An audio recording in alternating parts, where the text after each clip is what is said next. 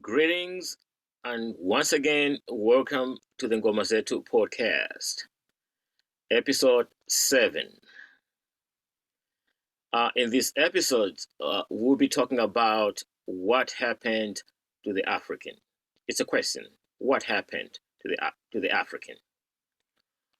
Um, for most of us, we may say that we know, because the obvious answer would be colonialism, would be slavery, would be like the basic, you know, uh, answers.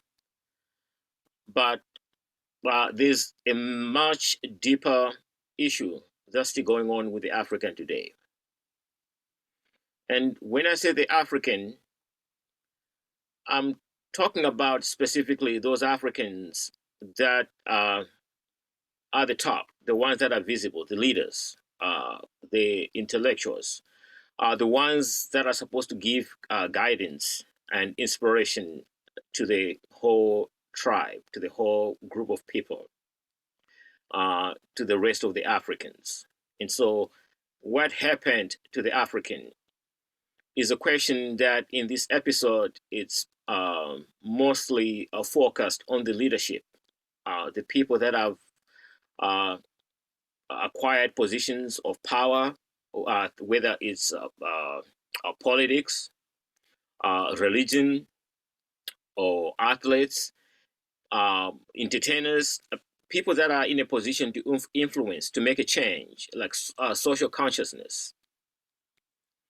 And I'm going to start by talking about the leadership, the political leadership, because that's the one that has the desire and the you know the, pretty much they want power, because with power comes in a lot of benefits and privileges.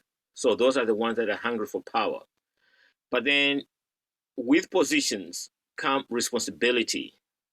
Responsibility meaning that you have to provide leadership, and where things are wrong, you don't have to look out for your own interest at the expense of the interest of millions, if not billions, of people. All right. Now, the current population, the African population, is normally pegged at around like 1.2 billion people. I'll take that for now. That's a lot of people to be misled. Um, um, that's quite a lot of people to have no leadership.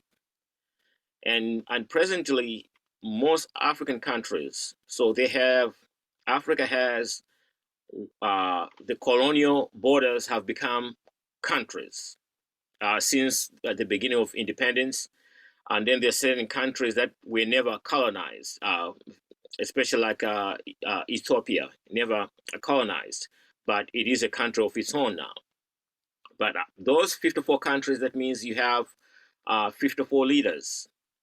And all those leaders of those 54 African nations, they're either Christian or Muslim. When you go to the North Africa and Northwest Africa, so there's a distinction here. When they talk about North Africa, most of the time they talk about countries like Egypt, Tunisia, Libya, Sudan, Morocco, Algeria. Those are the countries that are more like North Africa. But there's also Northwest. So you're getting into Mali, Senegal, you're getting into Guinea, and then you're getting into like Niger, places like that. And then you have just like, what they call West Africa. That would be the lower part of North Africa, like, Ghana, Nigeria, Togo, the smaller countries like that, Liberia, Sierra Leone, etc. And then you come down, also it's called West Africa. That would be, the Congo, Cameroon, Angola, Namibia. But that's a subject for another day. But context. All those leaders, North and West, is mostly Islam, Muslim. All right. So just above Kenya and Uganda, you start to see more Muslim dominated nations above there, just like a little bit north of the equator. So the Central African Republic, the north part of Sudan, all those countries, that's Muslim. And then you go south, and then to Nigeria, mixed up with Christianity. But anyway, that's fine. All the leaders of these countries, they're either Christian or Muslim. So the question is, what happened to the African? Because all these leaders, you find that like a leader, an African leader, will make a pilgrimage, go to Mecca to see that place as a holy site where their God began, where their whole idea, their whole existence on planet Earth is in somebody else's land. So the Muslim leaders, they're attached to Mecca or Medina in Saudi Arabia. And then the Christian leaders is Jerusalem, or if they're Catholic, mostly it's like Rome, or if they are more what they call the Protestant and all that, it's going to be more like England, the Church of England, the Anglican, that kind of stuff. What happened to the African that you have somebody who wants to be a president of a country? Really, somebody in their minds, I don't know what they smoke, what they drink, but you want to be a president of a country, and then you're going to take a trip, a pilgrimage, and you want your people to take you serious, and then you're going to go like maybe to Mecca, they're going to photograph you over there, or to Jerusalem as a holy site, and you're proud of that. You're proud of that in your mind, like suit and tie, or maybe it's no suit and tie. You think that's somebody who's serious. That's somebody who's supposed to be taken serious. And the question becomes, so why are you a leader of an African country? Because the people that really know something about Africa know that Africa has its own spiritual sites, holy sites. But it just happens that almost all these leaders don't know anything about those holy sites or those spiritual sites. Like today, most people outside of Africa, if you go to to Europe, the Caribbean or South America or Australia, there's going to be some kind of a club that's going to be called the Kilimanjaro. All right. But people don't realize that the highest peak of those high elevation, those are spiritual places for African people. And African people do not build structures for worship because it's not necessary. Just like Native Americans, they don't build structures it's just too fantastical for them. It's like they worship in the natural because God is in the natural space. So how come that these African leaders, as much as they like power, they like to grab power and stay in power forever, they have never made like a pilgrimage to like places like Kilimanjaro or places like Sapitwa at the highest peak of the Mulanje Mountain in Southern Africa, or Mapungubwe in Northern South Africa. And there's so many of these places. You can go on and on. Now, where did it go wrong? What happened to the African that he really believes that going to Rome is where his spirituality is? And that's the same guy who wants to be a leader of a country, an African country forever. He doesn't leave power. And going to the Middle East or going to Rome as your holy site as an African, that's not what serious people do, honestly. I've never heard of a Native American traveling to Medina or Mecca and to find himself, to see himself as going to like a very special place where God, I guess God started things over there, whatever it's going on in their minds, whatever it is. No matter what you want to say about the Native American, even though violently he has been defeated because he's not that violent, but he has self-respect to know that his spirituality is at his home, in his own land, the water, the soil, nature. He still like really touches base with his God through those things in his own town, in his own land.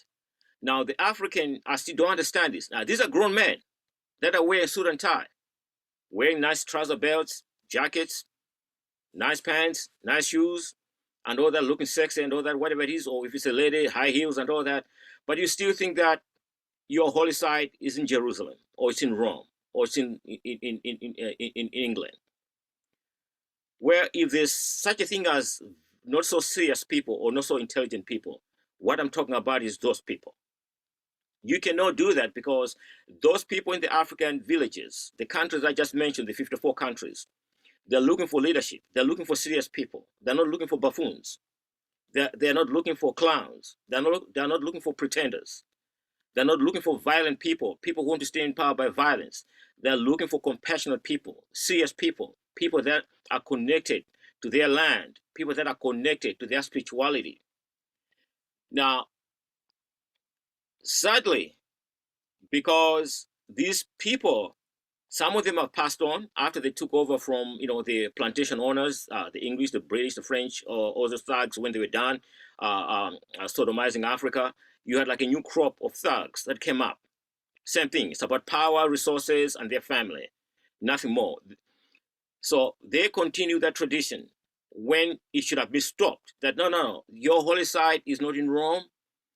The holy city for African people or the spiritual sites are not over there. They are right here in Africa. But they continued with that tradition because number one, it makes them feel important and look superior among their own people. It makes them like feel important and superior among their own people. Now you want to provide like leadership to your own people. You're really serious. You're that person or that guy. If I may use that word, that guy. You're that guy who wants to pretend, or that lady who wants to pretend that you really know about this. You love God, and you're gonna go to Mecca, or you're gonna go to Medina, or you're gonna go to Rome. You're gonna go wherever you want to go outside of Africa, and that's where you're gonna worship the God. You're gonna like really be blown away by those things, because what I just described right now is like what you call the most absurd thing that a human being can ever do, especially one who wants power, who wants to be at the top and pretend to lead people, because leadership means doing new things and getting rid of things that were alive. Because until about 800 years ago, 900 years ago, most Africans were not Christian nor Muslim, except for like a few communities in the coastal areas of the Mediterranean, here and there, like a few communities. They were not that. All of a sudden, you have put that new idea of spirituality, which is dominating a lot of our people's lives today. You talk about 80% of African people's lives is spent on like chasing this either Islam or Christianity. What do you call the evening prayers, the Tuesday prayers, then Friday mosque, Saturday the seventh day Adventist, Sunday the whole gang, the whole Christian thing, and all that. Our people are spending a lot of their time doing those things when the indigenous African spirituality does not consume so much time and consume so much money, does not take money from people, resources from people. And you as a leader of that country and those leaders of those countries, you really try to kind of cement, kind of reinforce that notion that the African people's spirituality is in England, in Rome, in Jerusalem, or in Mecca. Where if that's how you feel, why not just make sure that every African, when they get up, they receive like a big bag of crack or cocaine, and just use drugs every day, because that's what it is. There's no difference. Just give them drugs so everybody's just like messed up every day. Everybody's twisted. Everybody's high, because it's the same thing. There's no difference. So I urge African people that these questions, that what happened to the African, shouldn't be asked, very often. These should be like things of the past, because the thing that you're chasing, the thing that you're projecting is a farce. It's a hoax. If there's anything, let African people have their own ways they were doing in their holy sites. And every region of Africa has its own holy sites. Just like in Japan, Mount Fuji is a holy site. You don't see no Japanese going to Mecca, Medina, and Rome, and Jerusalem, and all that. Screw that. They have no time for that. Yeah, they're too wise for that. They're too wise for that kind of a scam. So please don't do that. Be serious, people.